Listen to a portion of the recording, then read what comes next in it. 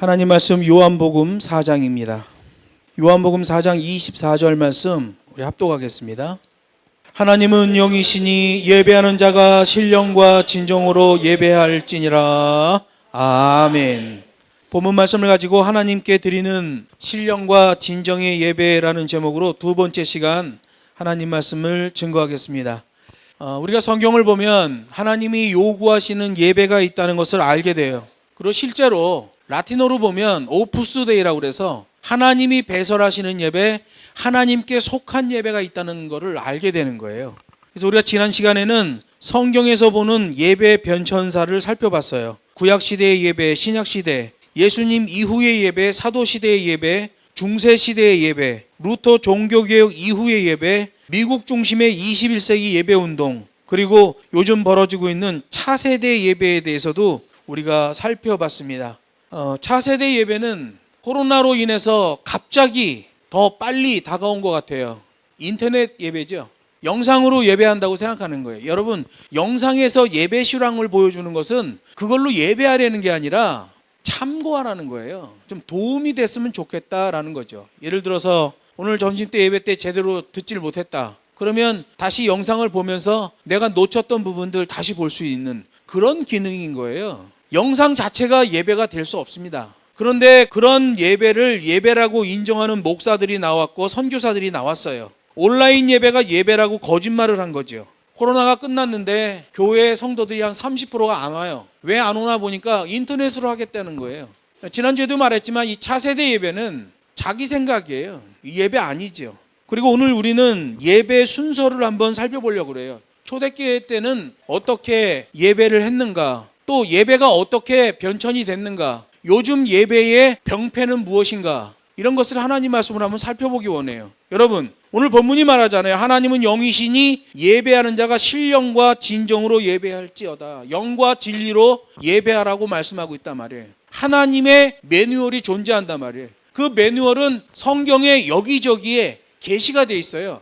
이걸 하나로 묶어서 우리가 한번 예배 순서를 보려고 그래요. 제가 교회사역연구소에서 있을 때 전 세계 교회들을 연구했어요. 세속주의에 물들지 않고 건강함을 유지하는 교회들을 보면 한결같이 공통된 특징이 있더라는 거예요. 그건 뭐냐면 정교한 말씀과 역동적 찬양이 두드러지더라는 거죠. 현대의 교회들을 보면 예배에 맞지 않는 전혀 불필요한 건데 예배에다 포함시켜 놓는 게 있어요.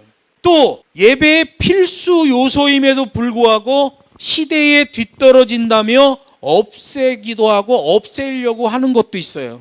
예를 들어서 어느 교회는 성가대를 없애겠다는 거예요. 그냥 발랄하게 같이 찬양하는 거로 하겠다는 거예요. 성가 찬양이라는 개념을 예배에서 지워버리려고 하는 거죠. 여러분, 예배에서 가장 포인트가 성가 찬양인 거예요. 설교는 그 밑에예요. 그런데 그거를 없애려고 하는 거죠. 여러분, 성가 찬양을 없애려는 시도가 어디서 나왔냐면 신사도주의에서 나오는 거예요. 그 사람들은 엑스타시를 강조하잖아요. 갑자기 뭐가 임해가지고 넘어져갖고 덜덜 떨고 뭐 계시를 주셨다고 그러고 막 떠들고 깔깔거리고 웃어대고, 우리가 서 있으면 성령님도 우리한테 임재할 때 서 계셔서 힘들다고, 우리가 누워야 성령님도 우리한테 임재하실 때 같이 누워서 성령님도 편하시다고, 이런 소리 해대는 사람들, 그런 사람들이 성가를 없애겠다는 거예요. 걔네들은 온갖 초점이 뭐예요? 그런 신비주의, 은사주의, 엑스타시 이런 거에 심취됐기 때문에 하나님의 말씀 이런 관계없어. 제가 예전에 어느 순복음교회 가서 설교하게 됐는데 예배 전 1시간 전부터 찬양을 하더라고요. 막 난리가 났어. 제가 설교자 호명을 받고 나가서 강단에 섰는데 성도들이 막 박수치면서 이렇게 해가지고 설교자가 딱 섰는데 이러고 있어. 성도들이 거기다가 무슨 설교를 해. 이삭이 아브라함 낳았어요. 그래도 아멘 안 되니까. 그러면 안 되잖아요. 여러분, 자유주의 교회는 목사가 위험해요. 왜? 준비 안 해도 돼. 아무렇게나 해도 돼. 왜 그래요? 사람의 감성주의를 따라가기 때문에 그래요. 1517년에 종교개혁을 거치면서 오직 성경, 오직 은혜, 오직 믿음, 이런 개인적 신앙의 기치를 걸며 예전과 찬양이 우리 개신교에서 엄청나게 퇴보했습니다. 여러분, 기독교 예배는 예전이 굉장히 중요해요. 찬양이 굉장히 중요해요. 심지어 루터는 교회에서 찬양하는 것을 금지하기도 했어요. 반대했다니까. 지난주에도 얘기했잖아요. 중세시대 쭈빙글리 얘기해줬잖아요. 쭈빙글리는 예배 때 악기 연주하는 걸 금지했어요. 물론 지난번에 설명을 드렸잖아요. 돈 많은 영주들, 갑부들이 교회에나 있는 연주자들을 개인적으로 돈을 먹이고 교회에서 빼냈단 말이에요. 그리고 자기 집에서 실내악을 연주하게 만들었어요. 종교개혁이 일어나면서 그런 사람들이 교회 안에 다시 들어와서 돈벌이를 하려고 그러는 거야. 그래서 쭈빙글리가 막았죠. 여러분, 찬양에서 타락하면 복구 안 됩니다. 오늘도 어느 장로가 찬양 인도하러 다니는데 아침에 어느 교회 일부 예배 가서 찬양 인도하고 50만 원 받고 또 그 다음 교회 가서 하고 돈 받고 그리고 2시에서 3시 사이에 빈 거예요. 4시에는 또 다른 교회 집회가 잡혔고. 그래서 싸게 해줄 테니까 지금 신청하면 2시에서 3시 사이 예배 참석할 수 있다. 싸게 해주겠다, 싸게. 그래서 어느 교회에서 전화를 했나 봐. 우리 교회 와서 해달라고. 그랬는데 옛날에는 복음 가수들이 CD를 가져와서 팔았잖아요. 여러분, 소향 있죠, 소향. 그 사람 데려오면 4천만 원 줘야 됩니다. 2천만 원은 현찰로 줘야 되고 2천만 원어치는 CD를 사줘야 돼요, 음반을. 근데 오늘 연락 온 그 장로는 CD를 가져온 게 아니라 USB를 가져왔어요. USB가 원래 하나에 18만 원짜리인데 특별히 그 교회는 7만 원에 해주겠다고. 그리고 당신은 30개 사고 뭐 이렇게 20개 사고 10개 사고 이렇게. 어떤 순진한 여자 집사님은 선교회 쓴다니까 30개를 샀다는 거야. 7만 원짜리를 30개 샀대. 여러분, 예배가 이 못된 사람들에게 능멸당하고 있습니다. 그 USB를 팔아먹은 사람이 누구예요? 박종호 장로예요. 간암이 걸려갖고 죽어가던 거 한국교회 대부분 사람들이 위에서 기도해 줬죠. 자기 딸 2명의 간을 잘라서 넣었어요. 워낙 등치가 크니까 딸 하나의 간을 잘라서는 부족해. 2딸 거를 다 반쪽씩 잘라서 아빠한테 연결해 살아났어요. 내가 그분 집회하는 데 한번 가봤는데 이러고 집회 이러고. 그게 무슨 집회예요 그게. 이러고. 그 무슨 그게 예배자의 자세예요. 근데 또 사고를 쳤어요. 돈벌이를 해야 되는 거죠. 여러분, 정교한 말씀과 역동적 찬양, 이 법과 식의 예배가 아니면 그 예배 아니에요. 그거는 그냥 종교 행사에 불과한 거죠. 그런데 여러분, 그런 거의 원류가 종교개혁이 일어나면서 개인적 신앙에다 너무 강조하다 보니까 예전과 찬양이 퇴보해버렸다는 거예요. 찬양은 하나님께서 영광을 받으시는 최고의 재료예요. 이 백성은 나를 위해 지었나니 나의 찬송을 부르게 하려 함이니라. 신명기 31장 30절에서 말해요. 모세가 이스라엘 총회에게 이 노래의 말씀을 끝까지 읽어 들리니라 이렇게 돼 있어요. 모세 오경이 노래의 말씀으로 돼 있어요. 그래서 여러분, 이스라엘 백성들이 모세 오경을 시편 찬양처럼 부르잖아요. 음을 하나 잡고 시 한번 눌러줄래요? 높은 음. 여호와는 나의 목자시니. 노래라니까요. 우리 교동문 할 때 이렇게 하잖아요. 그냥 읽는 것 같지만 실제는 노래예요. 이게 여두둔 창법이라고 하는 거예요. 시편 창법이죠. 근데 그거 아는 사람은 없어. 개신교회 우리나라에 한 2-3명 있나, 목사 중에? 이런 거 아는 사람? 왜 그래요? 종교개혁이 일어나면서 구교에서 빠져나오는 건 잘 됐는데 몇 가지 치명적인 일이 발생된 거예요. 근데 그게 500년 동안 개신교를 갉아먹고 있죠. 돈벌이하는, 노래 부르는 사람들, 예배를 능멸하는 사람들이죠. 여러분, 예배는 정교한 말씀과 역동적 찬양의 두 기둥으로 서 있게 돼요.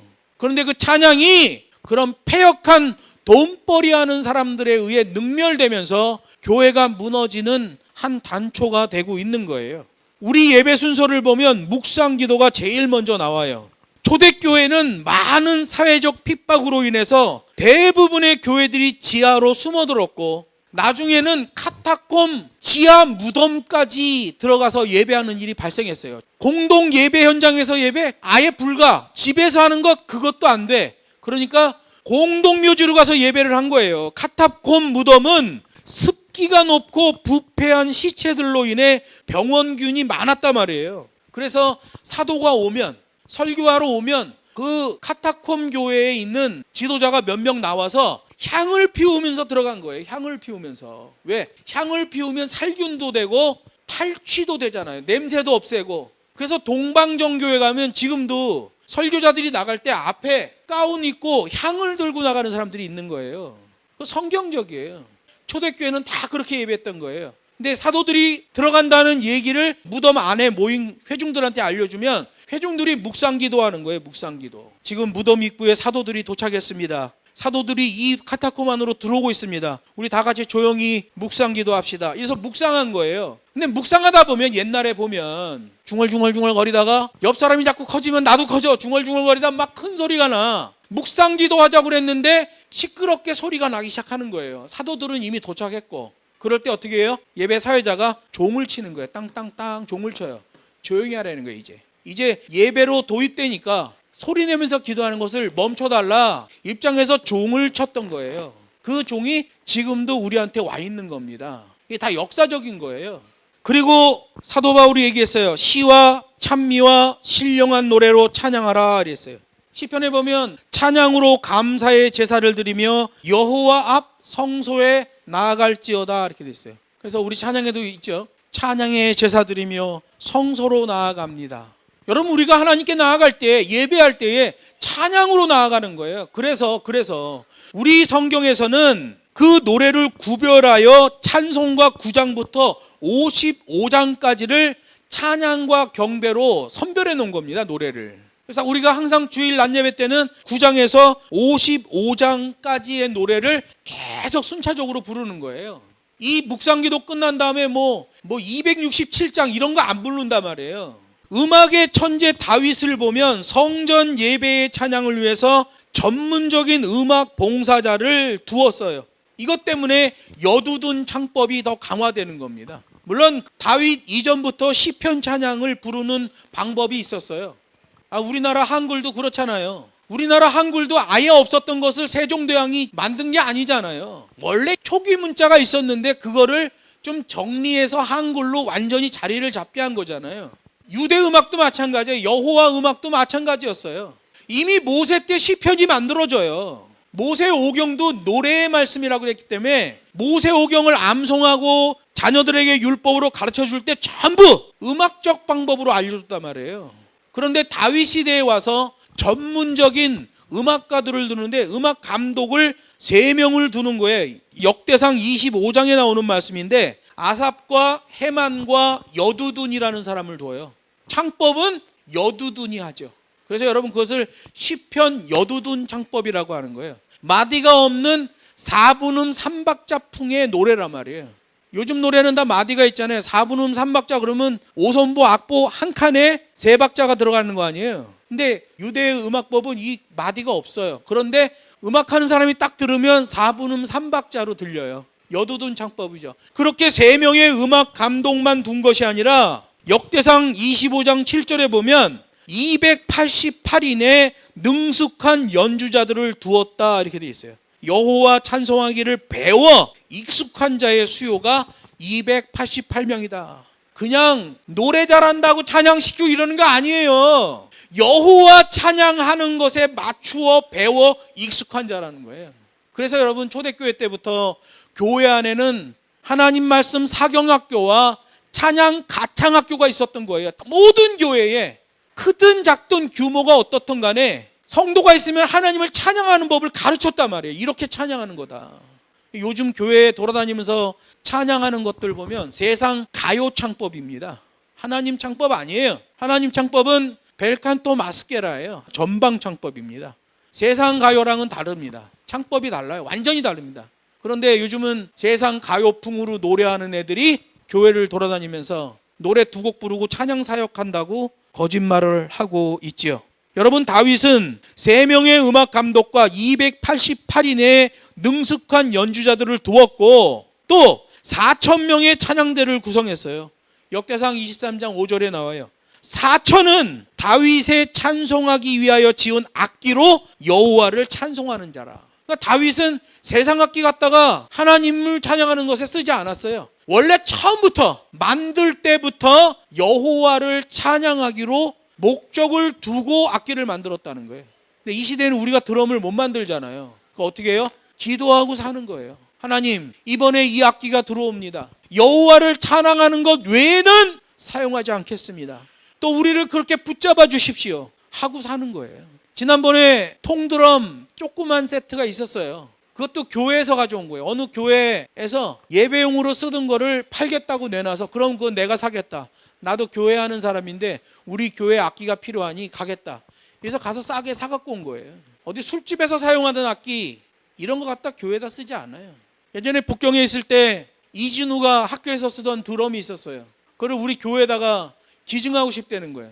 교회에서 기증받아서 예배에는 안 씁니다. 우리 학생들 드럼 교육에는 쓸 수 있어요. 예배용으로는 안 됩니다. 왜? 이미 가요를 부르고 팝송을 부르고 락을 연주하던 드럼이기 때문에 쓰면 안 돼요. 그래서 학교로 보냈죠. 하나님을 찬양하는 악기는 구별해야 됩니다. 왜 그래요? 역대상 23장에 나온단 말이에요. 다윗의 찬송하기 위하여 지은 악기로 여호와를 찬송하는 자 4,000명을 두었다. 이런 게 다 예배의 매뉴얼이 되는 거예요. 성경 어디에다 예배에 대한 순서 매뉴얼을 다 적어주는 게 아니라 하나님이 하나님의 종들을 통하여 여기저기 계시의 말씀을 두셨단 말이에요. 그걸 연결해 보면 예배 순서는 어떻게 잡아야 되는구나 라는 게 나온단 말이에요. 구약의 예배 찬양은 단음으로 된 3박자 형식의 노래예요. 그래서 시편을 보면 시의 표제가 나오죠. 영장으로 현악에 맞춘 노래, 영장으로 깃딧에 맞춘 노래, 이게 다 어느 악기의 현을 탱 튕기고 그 음으로 노래하는 거예요. C 위에 있는 E를 눌러줘 보세요. C 한번 눌러줘 보세요. 여호와는 나, E 눌러줘 보세요. 여호와는 나의 목, 이렇게 바뀌는 거예요. 몇 번 줄을 튕기고 불렀느냐에 따라서 시편의 노래가 달라지는 거죠. 근데 어떤 음이에요? 단음이에요. 한 가지 음으로만 불러요. 여호와 종교이자 예수 부활의 종교인 기독교가 이방에 전파되면서 다양한 변화들이 일어났어요. 유대 종교 음악은 한 개의 음에 맞춰져 있는데 이방 노래는 당시의 노래를 보면 배음 효과가 들어가 있어요. 한번 위에도 밑에도 한번 눌러주실래요? 여호와는 나의 목자시니, 한 파트는 여호와는 나의 목자시니. 한번 해볼래요? 높은 음으로 시작. 여호와는 나의 목자시니. 이게 배음 효과예요. 이방은 이렇게 노래를 하고 있는 거예요. 유대 여호와 종교는 단음으로 가고 있는데 이방의 교회를 개척하고 이방 성도들이 예배 드리는데 두 가지 음이 나는 거야. 음은 하나인데 옥타브 차이가 나는 거죠. 배음 효과의 음이 나오는 거예요. 그래서 사도 바울이 이렇게 얘기해요. 에베소서 5장 19절에 시와 찬미와 신령한 노래로 서로 화답하며, 이게 뭐예요? 시편은 유대 종교 음악을 얘기하는 거예요. 예전 모세 오경 때부터 내려오던 그 창법, 다윗 때의 여두둔 창법으로 자리를 잡은 시편 창법, 그 방법으로 노래를 하라는 거예요. 우리가 시편을 대할 때에 그렇게 찬양을 하는 거예요. 그래서 우리 교회 교동문은 서로 교창 형식이고 여호와는 나의 목자, 이렇게 가는 겁니다. 음으로 가는 거예요. 근데 이제 이런 지식적인 게 없는 사람은 여기는 교동문을 왜 이렇게 높은 발음으로 하는 거야? 이렇게 얘기할 수 있죠. 근데 시편 여두둔 창법을 아는 자는 이 교회는 진짜 시편 창법으로 노래를 하는구나 라는 걸 알 수 있죠. 근데 제가 우리나라의 교회를 많이 다녀봤는데 시편 창법하는 교회 지금까지 한 번도 본 적이 없어요. 찬미, 시와 찬미와 신령한 노래로. 찬미는 당시에 이방 지역 선교사였던 사도 바울이 이방의 교회를 개척하고 유대인과 똑같이 찬양을 하는데 배음으로 부르는 사람이 나온 거예요. 근데 문제가 없어. 4분음 3박자풍으로 노래가 가는데 배음으로 따라가도 하나도 문제가 안 돼. 텍츄얼리즘의 찬양을 손상시키지 않아. 그걸 찬미라고 하는 거예요. 그 다음에 5개의 음정이 존재하기 시작했어요. 우리나라 궁상각지우처럼 5개의 음이 있는 노래를 그쪽 지역에서 불렀어요. 그게 텍츄얼리즘 찬양으로 그대로 연결되어서 예배를 하나도 손상시키지 않는 찬양이 나온 거예요. 찬미예요. 그게 찬미. 배음 5개의 음계, 이걸 찬미라고 그래요. 시, 유대 종교 음악, 찬미, 이방 지역의 복음이 전파됐을 때 다시 확장된 하나님의 찬양, 텍츄얼리즘의 찬양. 그 다음에 사도 바울이 아직은 경험하지 못했지만 유대 단음에서 배음을 거쳐 음정이 있는 찬양으로 하나님을 찬양한다면 앞으로는 더 발전된 형태의 텍츄얼리즘의 찬양이 있을 것이다. 그래서 신령한 노래라고 그 노래를 지목한 거예요. 시와 찬미와 신령한 노래로 찬양하라. 그래서 여러분, 우리 교회는 찬양할 때에 7개의 주법을 사용합니다. 그 외에는 안 써요. 그 외에는 세상의 노래로 넘어가요. 유대의 시편은 마디가 없는 3박자 형식의 단음 노래, 찬미는 헬라 문화권의 복음이 전파되고 그들의 음악 형식으로 텍추얼리즘의 찬양이 불려진 걸 얘기해요. 여러분, 찬양이 얼마나 중요한지, 이 찬양의 가사도 얼마나 중요한지 몰라요. 여호와께서 명하신 계명, 여호와께서 행하신 일, 여호와께서 기억하라고 하신 것, 그걸 노래하는 게 텍추얼리즘의 찬양이에요. 자기의 울적한 감성을 교회풍으로 불렀다고 해서 그게 찬양이 되지 않아요. 요즘은 그냥 아무거나 막 찬양하죠. 아무거나 다 찬양이래요. 여러분, 두로와 시돈에 내릴 심판에 대하여 하나님이 선포하신 말씀이 있어요. 이사야 23장 16절인데 이렇게 돼 있어요.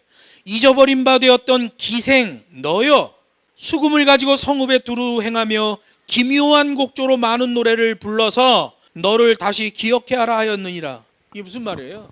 두로왕은 성경에 보면 사단과 비유됩니다. 두로왕이 얼마나 사악했는지 나중에 솔로몬 성전도 무너뜨리는 일을 이 사람이 하는 거예요. 여러분, 성경에 보면 솔로몬 성전을 지을 때 두로왕이 석공들을 보내요. 석공들이 와서 야긴과 보아스 두 기둥을 세웁니다. 이름은 아주 좋죠. 야긴 이름 뜻 좋죠. 보아스 이름 뜻 좋죠. 그러나 성전에 또는 신전에 두 개의 기둥을 세우는 것은 이방 우상 문화예요. 아세라와 바알을 세우는 겁니다. 솔로몬 보세요. 성전을 건축한 다음에 급격히 타락합니다. 왜 그래요? 야긴과 보아스 그 기둥 때문에 그래요. 그 석공들이 뭐예요?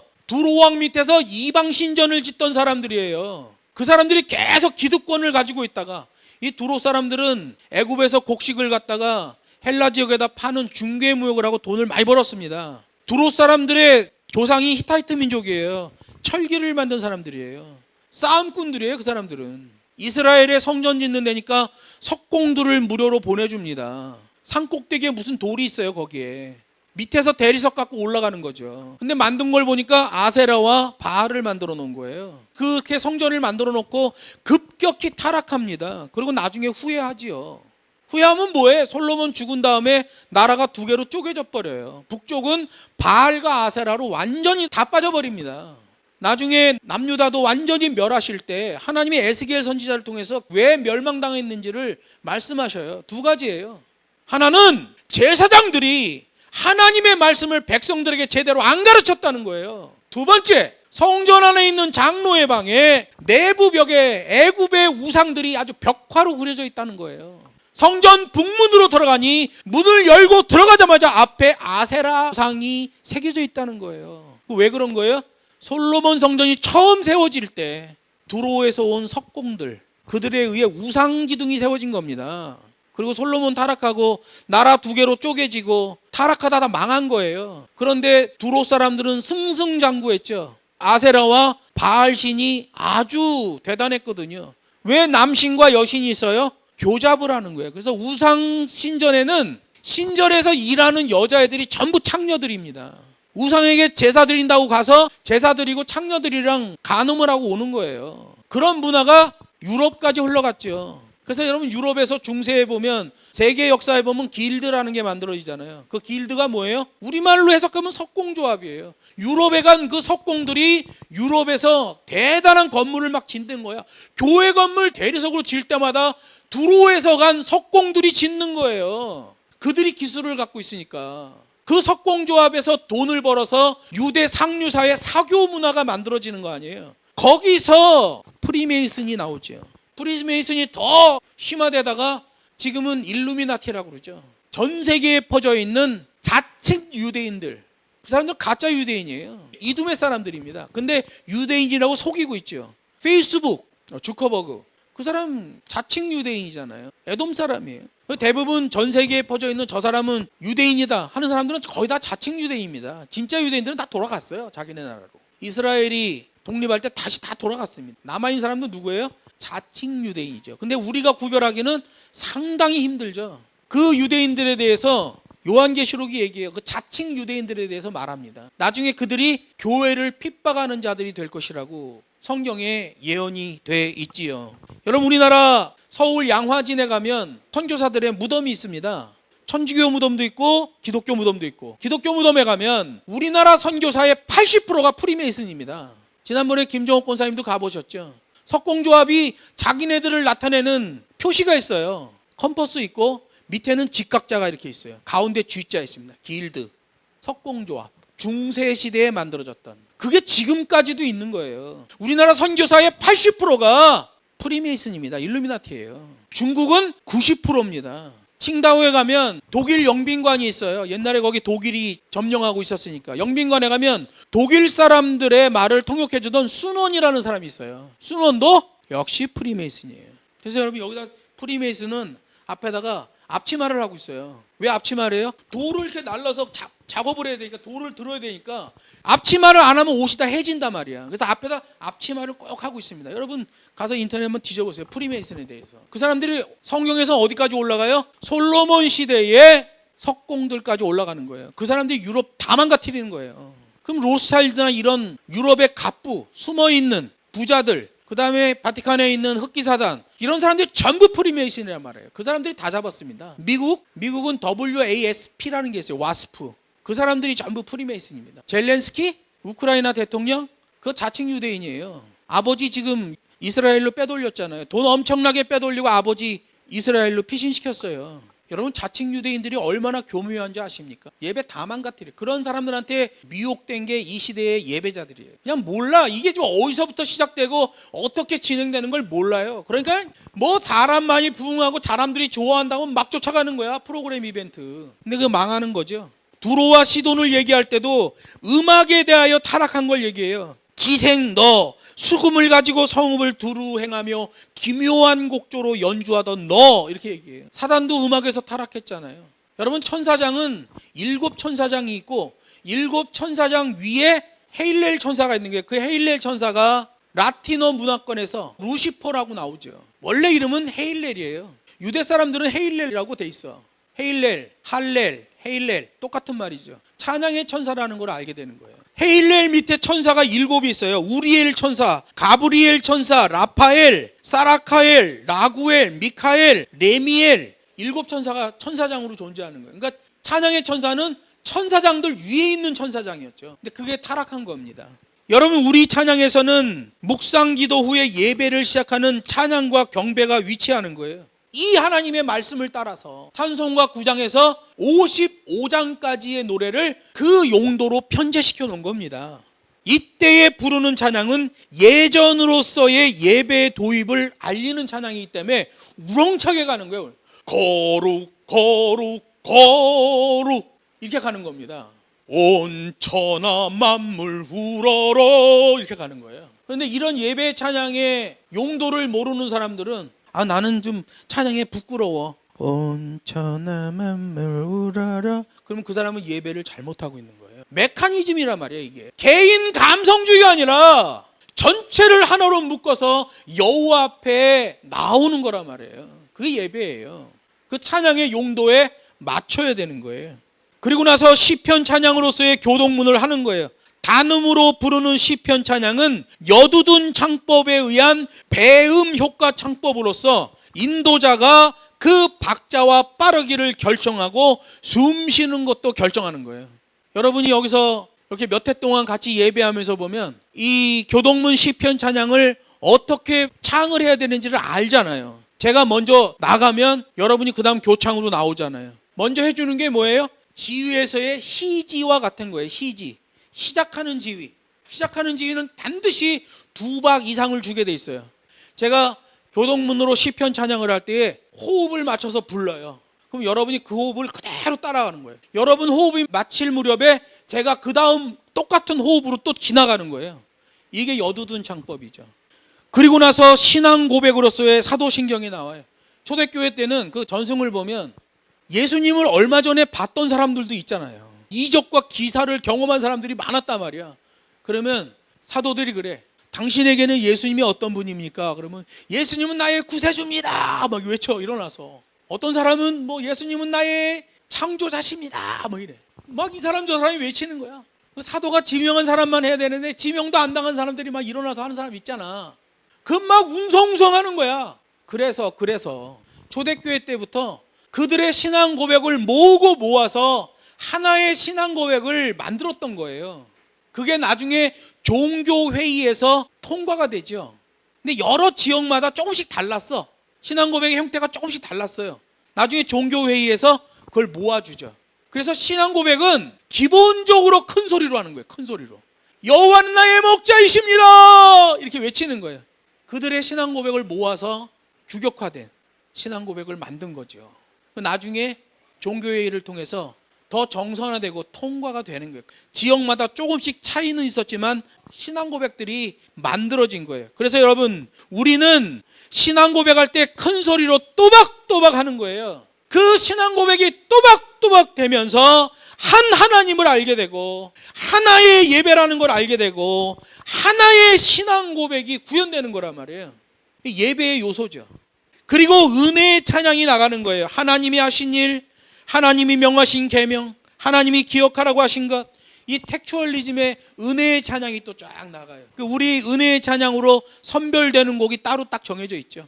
그 다음이 대표 기도예요. 대표 기도는 초대교회 때 보면 그 교회 장로를 시켰어요.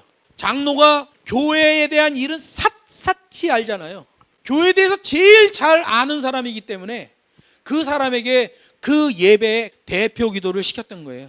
교회 주일 낮 예배 때 대표 기도 하시는 분들은 더 교회에 대해서 알려고 노력해야 돼요. 우리 교회가 어떤 사역을 하고 있고 어떤 사명을 감당하고 있고 앞으로 어떤 일을 감당해야 되는지를 다 알고 있어야 돼요. 그래야 대표 기도자로서의 기본 소양이 되는 거예요.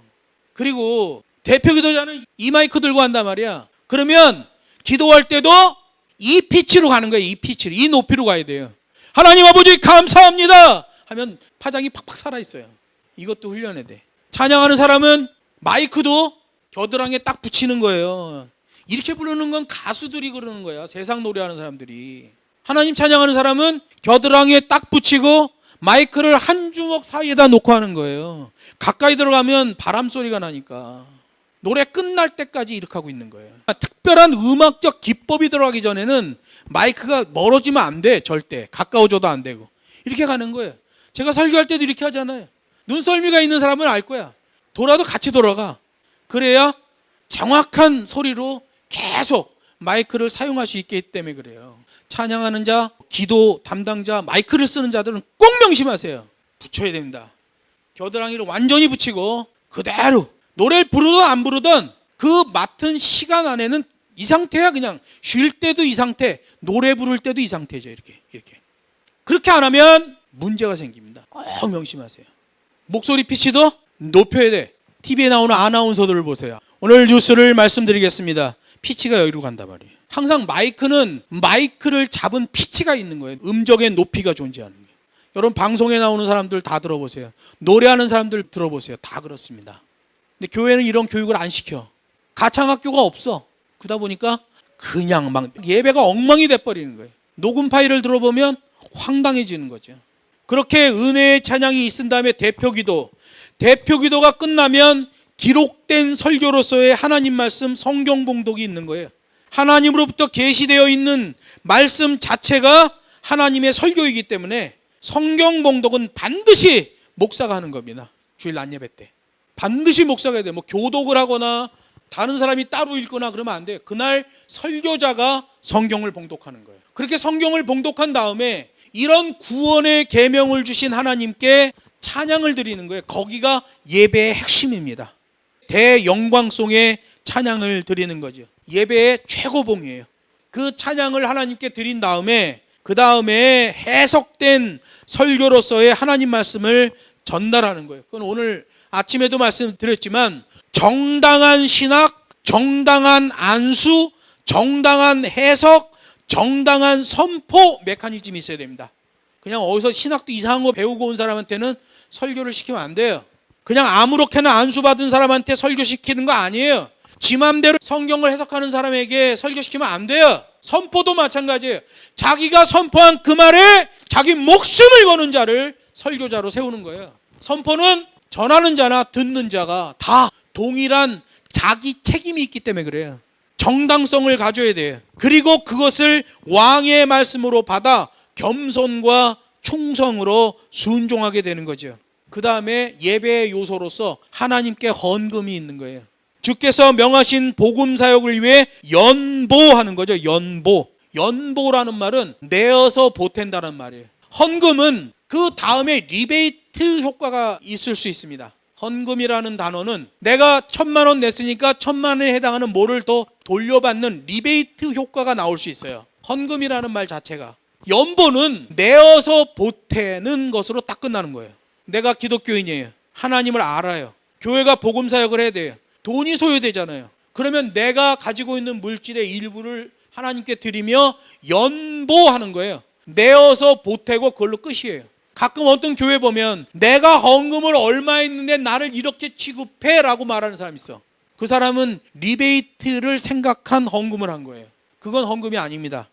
여호와께 드리는 헌금은 연보 개념이에요. 연보. 그래서 설교가 마쳐진 다음에는 연보를 드리게 되죠. 그리고 예배가 폐회하게 되는데 주님이 말씀하셨잖아요. 너희는 이렇게 기도하라. 주님이 가르쳐진 기도로 예배를 마치게 되는 거예요. 주기도. 너희는 이렇게 기도하라.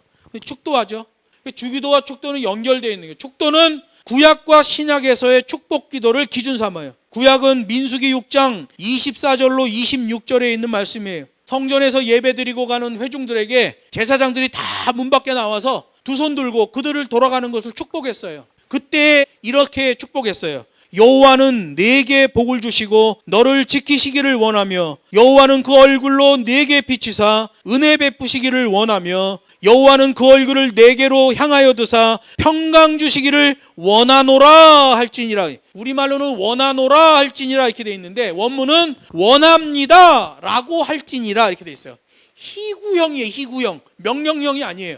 인간이 감히 하나님의 축복을 명령할 수 없어요. 희구형으로 돼 있어요. 나는 그렇게 희망하며 구합니다 라는 뜻이에요.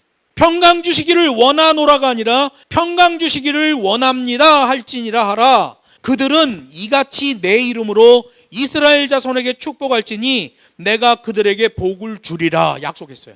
하나님의 종이 예배 마친 자들을, 제사 끝난 자들을 향하여 이렇게 축복할 때에 하나님이 그 기도에 응답하시겠다고 약속하셨어요. 그래서 하는 거예요. 그게 신약시대에 오면 고린도후서 13장 13절에서 사도 바울의 축도가 나오는데요. 삼위 하나님이 오셨단 말이에요. 이제는 구약시대는 여호와 하나님이셨고 신약시대는 삼위의 하나님이 계시됐단 말이에요. 성부, 성자, 성령. 주 예수 그리스도의 은혜와 하나님의 사랑과 성령님의 교통하심이, 여러분 성령사역은 교통사역입니다. 하나님 말씀을 생각나게 하고 우리의 발걸음을 지키시고 우리와 이 교통하는 사역이 성령사역이에요. 성령으로 축도할 때는 이 교통이란 단어가 반드시 들어가야 됩니다. 너희 무리와 함께 있을지어다 이렇게 번역해놔서 우리 성경에. 이거 번역본이잖아요. 우리 원문으로 해야죠. 옛날에 조선시대 때는 있을지어다 할 수 있어요. 왜냐하면 그때는 목사도 아주 높은 사람이란 말이에요. 목사 그러면 그냥 깜빡 죽을 때예요. 그러니까 그렇게 유교식으로 번역을 해놓을 수 있어요. 조선시대가 원래 유교 사회니까. 그런데 원래로 보면 있기를 원합니다. 역시 구약과 마찬가지로 희구형으로 돼 있어요. 희구형. 우리 교회는 있을지어다라고 축도하지 않죠. 뭐 그렇게 하는 사람은 해도 돼요. 성경에 그렇게 있으니까 우리 번역본 성경에. 그러나 원문에는 또 문법적으로는 있기를 축원합니다 라는 게 맞죠. 또 어떤 교회는 예배 순서 안에 광고를 넣는 교회들이 있는데 광고는 여호와 하나님의 예배와 아무런 관계가 없다. 예배 때 광고 넣으면 안 됩니다. 그건 하나님께 예배하는 자의 자세가 아니에요. 광고는 우리들끼리의 커뮤니케이션이잖아요. 하나님이 뭐 광고하고 무슨 관계 있어요? 예배 때 광고 넣으면 안 돼요. 근데 예배 때 광고 넣는 목사들이 있습니다. 왜 넣냐고 물어보니까 성도들이 광고 시간에 광고 안 두고 그냥 간다는 거야. 광고를 뒤에다 놓으면. 그래서 광고를 듣게 하기 위해 예배 때 넣었다는 거야. 그 사람이 인본주의 예배가 돼버리는 겁니다. 광고는 절대로 예배 시간에 하면 안 됩니다. 그래서 낮 예배 때 축도를 하고 예배를 마친 다음에 그 다음에 광고 들어가잖아요. 광고 다음에 모임을 폐하겠습니다. 광고하는 그 교제의 모임을 폐한다. 예배는 그 직전에 폐했고 다시 광고로 커뮤니케이션으로 모인 이 모임을 폐합니다 라고 목사가 선포해 주는 거예요. 여러분 이게 다 메커니즘이란 말이에요. 그런데 여기다가 뭘 집어넣고 뭐 통해 기도라느니 뭐 서로 허깅하는 시간이라, 어떤 교회 막 일어나고 돌아다니면서 예배 때 허깅하고 이래. 예배 순서에 허깅이 있어. 허깅이 이게 뭐야 그게? 그게 무슨 예배 그게? 불필요한 것을 예배에 집어넣고 진짜 필요한 것은 빼려고 하는 시도, 이거는 사단에 경도된 사람들에게서 나타나는 현상이에요. 예배 음악에는 하나님의 창조의 목적이 들어있고 예배 찬양 자체가 하나님께서 영광 받으시는 최고의 재료이며, 천국에 가서도 이 성경은 없어져도 찬양은 없어지지 않습니다. 이 성경은 이 땅에 사는 죄인들을 위한 구원의 도구예요. 이미 구원받아 천국 백성이 된 자에게는 이 말씀이 있을 이유가 없어요. 근데 뭐는 남아요? 찬양은 남죠. 실제로 계시록 성경을 보면 그 천사들의 찬양과 그 하나님의 백성들의 찬양이 천국에 울려 퍼지는 것에 대한 묘사를 많이 해놓고 있거든요. 말씀은 없어져도 찬양은 없어지지 않아. 그런데 종교개혁 이후에 예전과 찬양이 아주 박살이 났어요. 오직 성경 이래 나가지고 정교한 말씀과 역동적 찬양으로 예배의 두 기둥이 세워지는데 한 기둥이 유실돼 버린 거예요. 그래서 이 시대에 교회 찬양을 돈벌이 하는 것들이 장악하고 찬양으로 스타된 CCM 스타들이 장악하는 거예요. 옛날엔 복음성가 대회 이랬잖아요. 요즘은 뭐라 그래요? CCM 스타 이래요. 그래갖고 복음성 가수 경연대회 갖고 뽑고 그러잖아요. CCM 스타래, 스타. 난 아주 한국 복음성가협회 이런 거 다 좀 없앴으면 좋겠어. 찬양하러 다니는 것들 다 없앴으면 좋겠어. 찬양은 교회에서 목사가 키워내는 거예요. 가창학교와 말씀 사경학교가 교회 안에 같이 있어야 돼. 예배 때에는 그 두 개가 같이 구현돼야 됩니다. 정교한 말씀, 역동적 찬양, 정확한 메커니즘이죠. 그러면 그런 교회는 인원수와 규모와 관계없이 하나님이 사용하시고 하나님이 그 예배를 받으시는 교회가 되는 거예요. 그래서 신학을 공부하기에 앞서 찬양을 가르쳐야 돼요. 제가 중국에서 그렇게 얘기해요. 예배 음악을 배운 후에, 먼저 예배 음악을 배운 후에 성경을 백독을 시키고 그 다음에 신학 공부를 시켜야 된다. 저는 그렇게 주장하는 목사예요. 이 시대의 사역자들 보세요. 성경 안 읽어. 찬양, 시편, 여두둔 찬양이 뭔지도 몰라. 그러니 교회가 어떻게 되겠어요? 그저 세상 세속주의에서 보는 화려함, 폼생 폼사, 재밌고 안락한 서비스, 이거로 교회가 갚버리는 겁니다. 엉망진창이지요. 말씀을 맺습니다. 예배는 주님이 요한복음 4장에서도 가장 강력한 신적인 의지로 말씀하셨듯이 매우 중요한 게 예배예요. 하나님의 긍휼로 배설되어 죄인들을 초청하고 죄인들은 그 예배에 동참하는 것으로 되어 있는 게 오푸스 데이. 그렇기에 교회는 짧게 불려지는 음악 하나에도 세심한 관심을 기울이고 철저하게 관리할 필요가 있는 거예요. 사단 루시퍼가 음악의 천재, 음악의 천사장이었다는 사실을 기억하고 음악을 통한 사단의 교묘한 공격을 경계해야 하는 거예요. 사단은 하나님을 찬양하는 것에 대하여 무지하게 만들고 음악을 아는 자에 대해서는 그 음악을 세속화시켜 타락시키는 일을 하는 게 사단 루시퍼예요. 타락한 교회에 나타나는 현상을 보세요. 음악이 개차반입니다. 예배 순서 하나하나에는 성경에서 명하시고 기독교 역사 이래 행해졌던 깊은 의미의 전통들이 스며져 있어요. 그런데 이런 하나님의 말씀과 여호와 찬양을 모르는 목사들이 예배 순서에다 이상한 걸 막 갖다 껴놓고 이상한 짓을 하는 거예요. 성도들은 그것도 몰라. 이게 지금 독인지 꿀인지를 모르는 거예요. 하나님 주신 선한 것들을 모두 붙들고 온고 이 지신의 자세를 가지고 더욱 주 앞에 충성하는 저와 여러분 되기를 주 예수의 이름으로 축복합니다.